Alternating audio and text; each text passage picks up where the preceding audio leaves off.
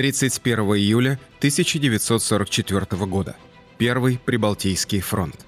Командир 8-й механизированной бригады полковник Симон Давидович Кремер сообщил по радио в штаб корпуса: «Мы на берегу Рижского залива». В ответ пришло необычное распоряжение набрать морской воды и передать ее в штаб корпуса. Затем вода была отправлена в Москву в ставку Верховного Главнокомандования. На ближайшем заседании бутылки с водой стояли на столе в кабинете Сталина как вещественное доказательство выхода советских войск к Рижскому заливу. Все шутили по поводу Балтийской минеральной по рецепту командующего фронтом Ивана Баграмяна. Этот прорыв к Балтийскому морю в районе города Тукумса имел большое военное и политическое значение. Основная часть группы армий «Север» в Прибалтике была отрезана от остальных сил вермахта. Но вскоре история с бутылками получила неожиданное продолжение. Немцы собрали крупные силы пехоты и танков, а в Рижский залив вошел тяжелый крейсер «Принц Ойген». 20 августа танковые части вермахта при поддержке с моря пробились к окруженной группе армий «Север». И на следующий день советскими войсками город Туксум был потерян. Вдоль берега образовался коридор, по которому войска противника смогли бы выйти из окружения. Получив доклад о потере Тукумса, он взял со стола бутылки с морской водой и сказал: «Верните товарищу Баграмяну, пусть он выльет их в Балтийское море». Тогда еще никто не представлял сложности этой задачи. До последнего дня войны в Прибалтике шли ожесточенные сражения, сегодня почти забытые, в которых участвовало более 1 миллиона человек.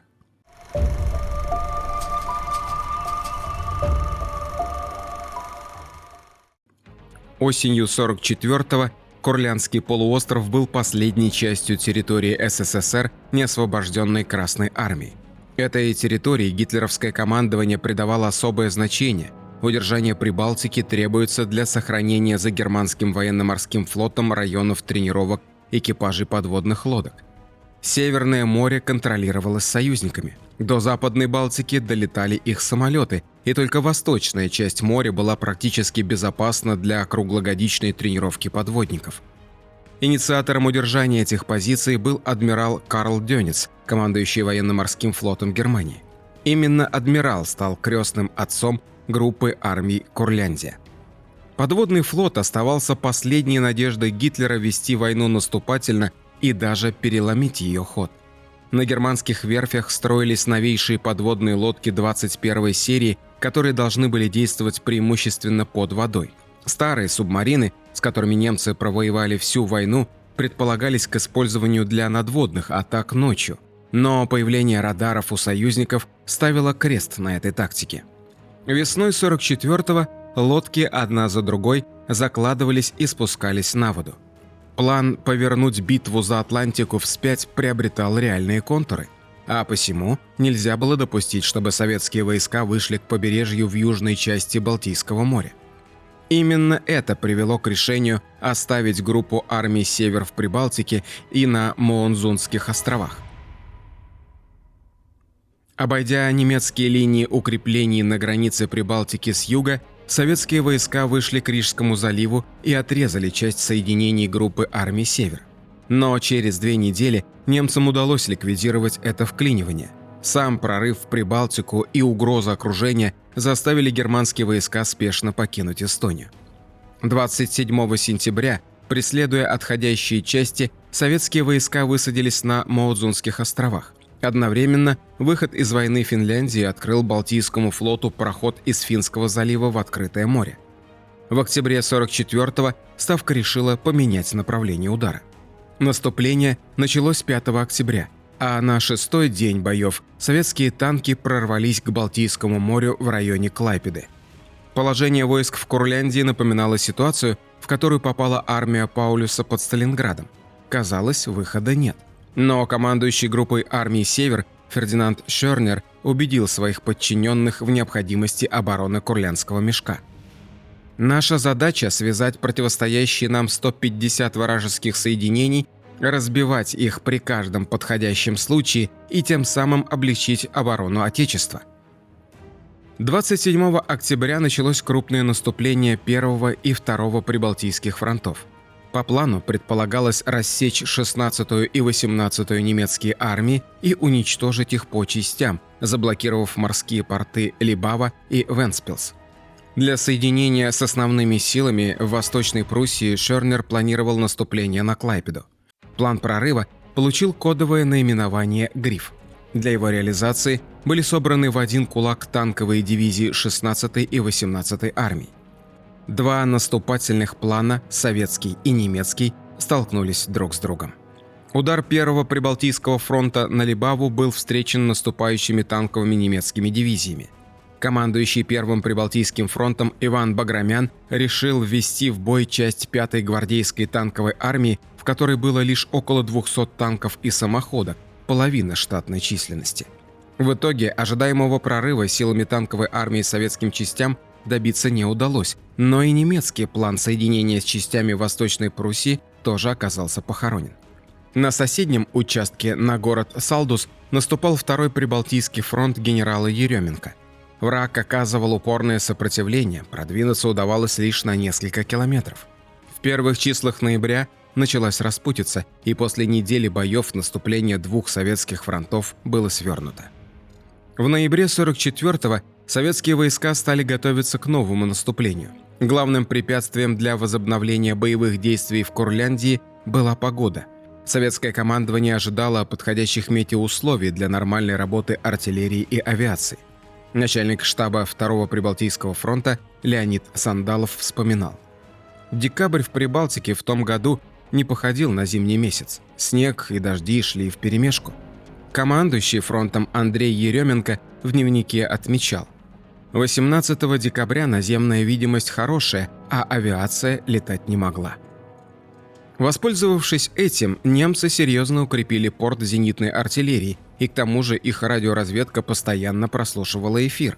Именно так они узнали из переговоров наших летчиков о том, что крупные силы советской авиации подняты в воздух.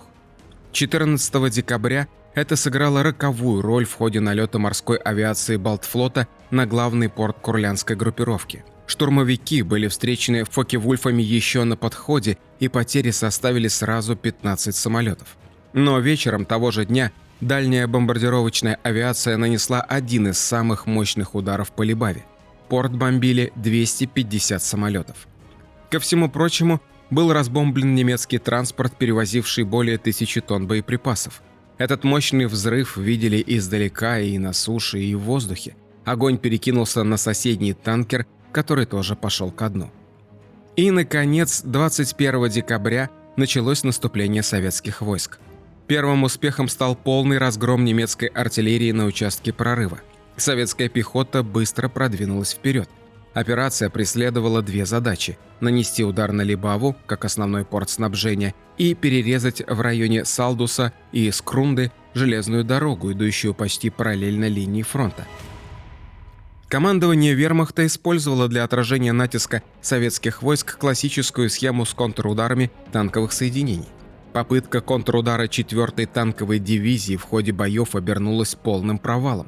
Однако, пользуясь пока еще работающей рокадой, немцы стянули к наметившемуся участку прорыва резервы и остановили советское наступление. Новые артиллерийские позиции гитлеровцев приходилось вычислять и подавлять заново. К 31 декабря, после нескольких попыток расшатать оборону противника, наступление свернули. К концу 1944 года интерес Гитлера к Курляндии практически угас. Новым приоритетом для него стало снабжение вермахта горючим. Последние запасы нефти в Венгрии стали в фокусе внимания Гитлера. Также утрата интересов к Курляндии наблюдалась и в советской ставке. Войска из состава двух прибалтийских фронтов стали перебрасываться на другие стратегические направления. Бомбардировки Либавы были прекращены. В 1945 году с началом Висло-Одерской операции Курляндия стала для немцев донором резервов.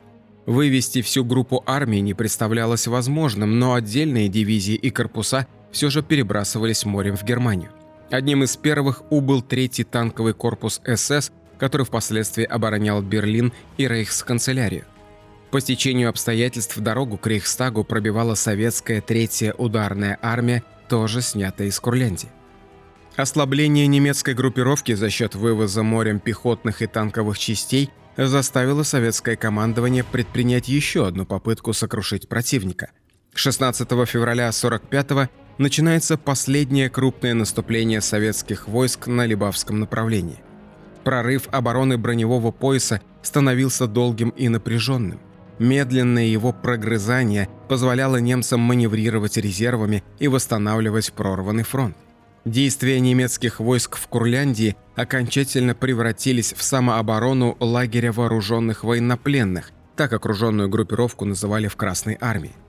27 марта бункер «Валентин» для сборки подводных лодок был серьезно поврежден авиацией союзников с помощью гигантских 5-тонных бомб «Толбой» и 10-тонных «Грэнд Слэм».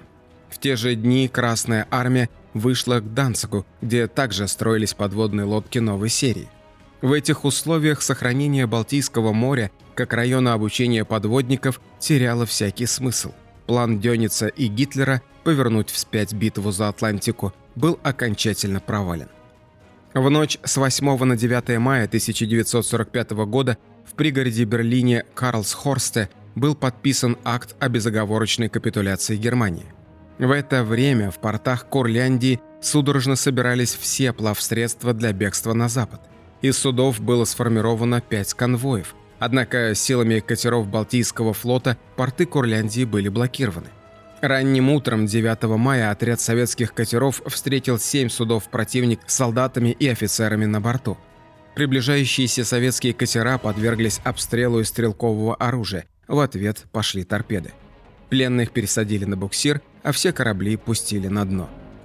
Всего же днем 9 мая в Курляндии капитулировали 42 генерала, более 8 тысяч офицеров и 181 тысяча рядовых, которые пешим маршем отправились в лагеря военнопленных. Определение «лагерь вооруженных военнопленных» в отношении группы армий Курляндия было, конечно, фронтовым юмором. Хотя, по сути, блокированные в Прибалтике немецкие войска с самого начала были обречены на советский плен, несмотря на то, что это были опытные, закаленные в боях под Ленинградом части. Здесь были отдельные соединения группы армий «Север» еще до военного формирования. Вывести эту группировку немцам нельзя было позволять ни в коем случае. Сегодня можно говорить о том, что в Курляндии прозвучали последние выстрелы Великой Отечественной. Последний отряд, который был уничтожен красноармейцами в конце мая 1945 года, пытался прорваться на территорию Германии под знаменем 6-го армейского корпуса СС во главе с обергруппенфюрером СС Вальтером Крюгером, который в итоге вынужден был застрелиться. В этом бою, который произошел после официальной капитуляции гитлеровских войск, Красная армия потеряла 25 бойцов. Представьте, как обидно и горько было их родным получать похоронки уже после победы.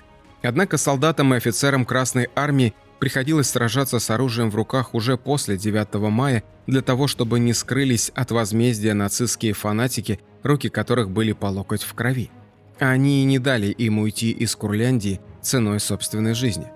А завершением стали длинные колонны немцев, солдат, офицеров и генералов, которые, сложив оружие и знамена, потянулись к сборным пунктам, где сдавались в плен.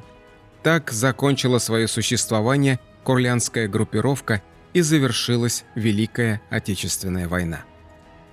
Ставьте лайк, подписывайтесь на канал и оставляйте свои комментарии. До новых встреч!